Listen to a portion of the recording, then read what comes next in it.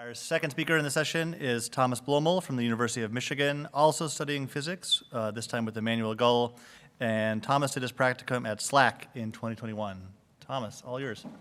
Yep, so I'll be talking to you today about how we use data compression to accelerate non-equilibrium quantum dynamics calculations. So our motivations is that I'm a condensed matter physicist, and in condensed matter, what we do is we seek to describe the physical and electronic properties of materials, specifically quantum materials in my case. These materials consist of many interacting quantum particles, and we need some sort of way to describe how they interact with each other, because there's like, moles of these electrons and phonons and whatever. And so we use quantum field theory to describe these condensed matter systems both in and out of equilibrium. And so the types of experiments and physical things that we would want to describe using quantum field theory would be things such as ultrafast pump probe spectroscopy. You can also look at things such as molecular nanojunctions, dynamical mean field theory and impurity models, flow-K physics, and photoexcitation of superconductors, and so on and so on. Any sort of process in a material out of equilibrium we can describe using these quantum field theory techniques. And so what we use in order to describe these systems is a quantity called the non-equilibrium Green's function. And it is a two-time correlation function, so G, it's a matrix valued, so it has ij and t and t prime. And it's a correlation function in quantum field theory. And what it does is it measures the correlation between two quantum states in which a particle, namely an electron or a phonon or whatever, is removed from two different positions at two different times, t and t prime. And so, for example, we have this little cartoon down here to describe what happens. We have a state that we start at time 0. At time t prime, we remove a particle at this location, and we get a state. At time t, we remove a particle at this location, we get a state, and the inner product of these two vectors that represent these states give us the correlation between these two states. And from this quantity, from this correlation function, we can get out a lot of physically observable quantities that we can measure in an experiment. So current, density, the probability of finding particles with certain energies and momenta, phonon displacements, photoabsorption and emission spectra, order parameters, whether it be magnetic or superconducting, and so on and so on. So this is a very important quantity that we would like to be able to calculate numerically to describe experiments. And so how we calculate this quantity is we integrate in time this integral differential equation, which is called the Kadanoff-Boehm equation. And so there's several different components to this equation, which I'll walk through. So I guess G is the actual quantity we want to compute.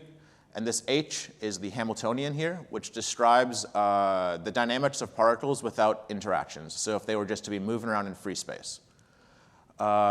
This history integral here introduces memory into the system, and it sort of tells the electrons where they've been and where the other electrons in the system have been in the past.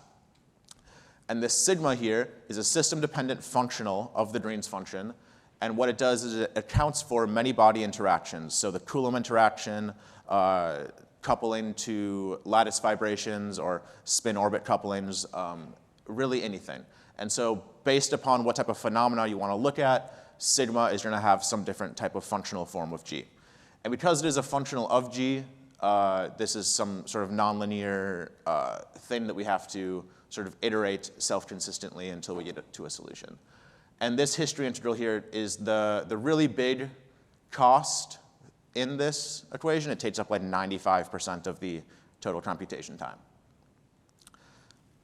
And so when integrating this equation for n time steps, the computational cost scales cubically. So it scales as the cube of the number of time steps you take, and the memory requirement scales as n squared, because there are two time arguments here.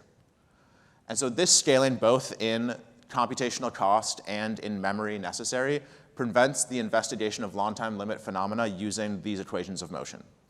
And so typically, what researchers do is that they make approximations to these equations that reduce the scaling, either to a quadratic scaling or a linear scaling based on how accurate you want to be. However, all of these approximations are unconstrained. Basically, they have no small parameter to converge with. And in non-equilibrium quantum physics, this is not really a great thing because you don't know when you perturb your system if you're sort of moving outside of a regime that these approximations can describe well. And so there's not a lot of faith in the calculations that you can do because you can't really converge with respect to anything. And so what we want to do is sort of come up with a time-stepping scheme or a time integration scheme that you have some sort of small parameter that you converge with respect to and also reduce the scaling of these equations. And so the key idea here is that the Green's function, this two-time object g of t and t prime, is a correlation function. And so as t minus t prime gets very large, we should expect these correlations to decay to 0. And as they decay to 0, there should be somehow less information contained in the region that's far away from this time diagonal. And so there should be, in this region of space, some low-rank representation of the Green's function. And so what we're going to do is we're going to interpret g of t and t prime as a matrix where t and t prime are the matrix indices. And matrices that have this property, where as you move away from the diagonal, you contain less and less information, are known as hierarchically off-diagonal low-rank, or Hodler. And so what we do is we can recursively partition our matrix into this sort of structure here, where we have along the diagonal, where there is a lot of information stored, a very fine-grained resolution of our information. And as we move away to regions where there's less and less information contained, we have larger blocks. And on each block, we perform a singular value decomposition and only keep the singular values above some certain sort of threshold. And this threshold is the parameter that we can converge with respect to. And so performing one time step in this time integration scheme amounts to adding a single row to this lower triangular matrix. And what we do is we use fast SVD updates on each block. So that means that we never actually have to store the full block. So our memory only ever scales as the size of the SVD and not as the quadratic full block. So we've implemented this. We have a time-stepping scheme which integrates these Kaganoff-Beam equations, these equations of motion, and dynamically updates these singular value decomposition representations of the Green's function. And so what we see is that the ranks of these blocks for most interesting physical systems grow logarithmically with the size of the block. So our ansatz is shown to be correct, that as you move away from the diagonal, you have a lot of data compression capabilities, and you lose a lot of correlations. And so we can evaluate the history integrals, which take up 95% of our old calculation time, using these singular value decompositions, which reduces the scaling. And so now, what used to be a cubic calculation now scales as n squared log n, and our memory requirements scales as n log n instead of n squared, with very nice prefactors in front. And so here we have a plot of some of the examples of ranks of these blocks with respect to the size of each block, and we see that they scale, logarithmically. And so here's an example of something we did. We just took a very simple scalar Hubbard model with two different types of potential fields applied. So when we have a ramp in the Hubbard model, potential energy, and here we have a Floquet driving of this Hubbard system. And this is the number that you should take away from the talk if you don't listen to anything else, is that this calculation takes about a day with 3.9 gigabytes on my laptop, whereas in the past it would have taken 5 months with 2.2 terabytes. And so we have many, many orders of magnitude speed up in these types of calculations, so we can go to much longer times and investigate long time limit phenomena in these types of systems. And so here I just have overlaid an example of how we would partition this matrix, whereas we have a lot of information on the diagonal, which is fine-tuned, fine-grained, and very low resolution in the regions where there's no information. Here's an example actually of how we can go across phase transitions and actually extract some information about phase transitions as well from this sort of setup.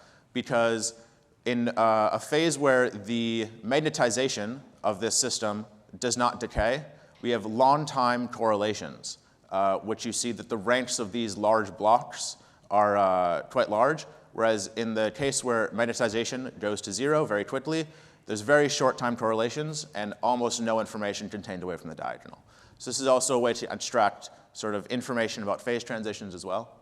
So another thing that we applied this to is we took a helium gas and applied an external electric field, which would represent a laser, and this is sort of to simulate a photoabsorption spectroscopy experiment. And so electrons in certain orbitals are excited, and transitions occur because of this laser. However, a lot of orbitals aren't actually involved in this process. And so the Green's function of these orbitals are just identically 0. So in previous implementations that researchers in the field would use, we would just be dragging along all of these zeros, which is completely meaningless. And so our method sort of extracts information about what points in the simulation regions are important. And so all of these terms, which are just 0, are just identically 0. We don't carry any information along. And for the orbitals that are important, we're taken from either 1 to 2.5% of the singular values. So this is very largely compressible. And here we have a plot of wall time of the current state-of-the-art implementation of these equations that researchers use in our field, and the linear scaling of our method here, which is much faster. So we also looked at, for example, we shined a laser on a superconductor and followed the evolution of the order parameter. And the order parameter tells you, I guess, whether or not you're in a superconducting state. For large laser intensities, you should expect that the superconductor absorbs energy and enough energy is deposited such that it melts the state, and it stops becoming superconducting. And on the bottom line here, we see if we have a large laser intensity, it just absorbs all the energy and stops being superconducting. However, for intermediate pulse strengths, we see deformation of the potential, which is responsible for the formation of Cooper pairs. And so we can see this, we enter some non-equilibrium steady state with a superconducting order parameter that is different from the equilibrium value, and it also oscillates. And the frequency of these oscillations sort of tell us about the shape of this potential.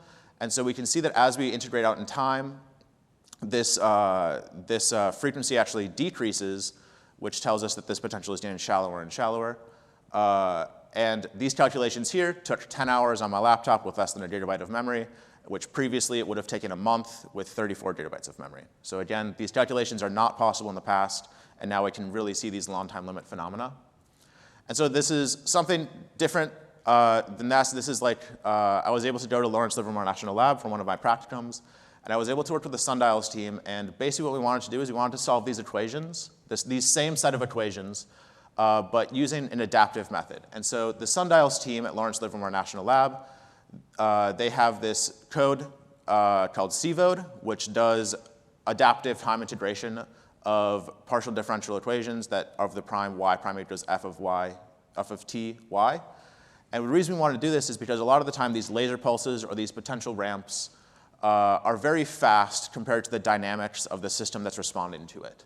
And so if you could be able to adapt a time step where when this laser pulse is being applied or when this ramp is being applied, we can take very short time steps and then take longer time steps to see the long time evolution of these systems, that would be very useful. And so there's one issue in that for me, as I'm integrating outwards, at a time step I need to fill in this shaded region, at the next step I need to fill in the next shaded region and so on. And so my solution vector grows in size at every time, whereas CVODE assumes the solution vector size is constant for the entire calculation. And so because of the CSGF, I was able to go to Lawrence Livermore, and I've been working with the CVODE team on implementing the ability to change solution vector sizes dynamically within a calculation. And this functionality is not only useful for me, but useful for many applications that use CVODE. For example, systems that have time-dependent boundaries or systems that have some mesh refinement capabilities. And so very preliminary results, but we've just had some simple hydrogen molecule that we hit with a laser at time t equals 1 and t equals 3. And we see here that this time step size, we're able to actually adaptively move down and take shorter step sizes when we are applying these strong fields, and then as time progresses, we can then take larger time steps to see the system's response to it. Yes, in conclusion, we've developed time-stepping schemes which use data compression to lower the scaling. We've seen several orders of magnitude decrease in computational cost, which allows us to integrate these equations to much longer times. I've been able to work with the CVOD team at Lawrence Livermore National Lab in implementing functionality which allows for dynamic solution vector sizes. And in the future, we hope to, right now, the dynamic solution vector size is capped at order 2, and so we're working currently on implementing for higher orders. And we're going to take this compression scheme that we've developed and implement it into the current state-of-the-art quantum system time-stepping package that sort of the people in our field use, which is called NESSIE. So thank you.